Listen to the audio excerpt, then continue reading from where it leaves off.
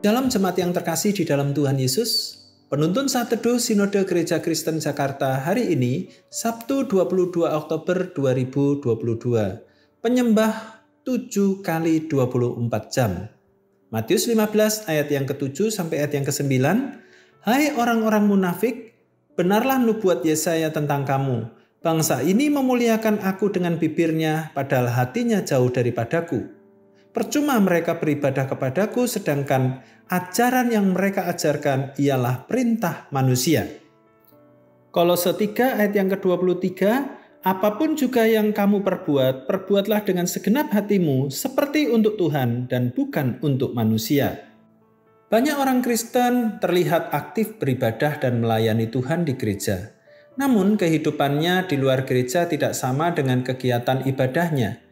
Di dalam kesehariannya tidak menjadi berkat, baik itu di keluarga, tempat kerja, atau lingkungan masyarakat. Perkataan kotor masih sering keluar dari mulutnya.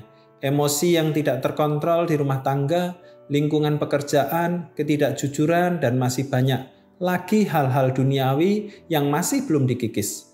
Seringkali apa yang didengar dalam ibadah minggu tidak terjadi di hari-hari lainnya.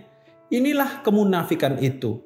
Tampak luar saja sebagai pelayan yang hebat, tetapi sikap hidupnya sehari-hari tidak ada bedanya dengan orang-orang yang belum mengenal Tuhan. Masih banyak orang yang sempit memahami arti sebuah ibadah.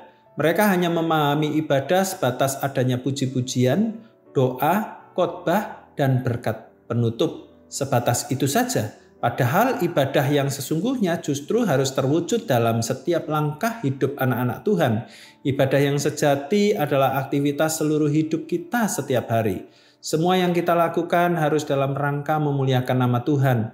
Memuliakan Tuhan tidak hanya saat mengikuti ibadah di gereja saja, melainkan pada saat kita makan, minum, bergaul, studi, bekerja, dan sebagainya. Apapun juga yang kita lakukan, kita harus sungguh-sungguh melakukannya dengan totalitas segenap hati seperti untuk Tuhan, bukan hanya untuk manusia semata.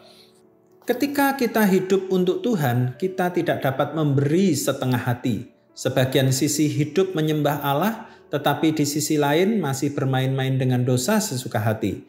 Tuhan tidak menginginkan hal itu terjadi. Biarlah kita secara terus-menerus dalam setiap langkah memakai hidup ini sebagai persembahan yang nyata dan wujud ucapan syukur terbaik atas anugerah Tuhan yang luar biasa. Kalau Tuhan telah berkorban untuk kita sepenuh hati, mengapa kita membalas kasih-Nya dengan setengah hati? Selamat beraktivitas jemaat, tetap semangat, Tuhan Yesus memberkati.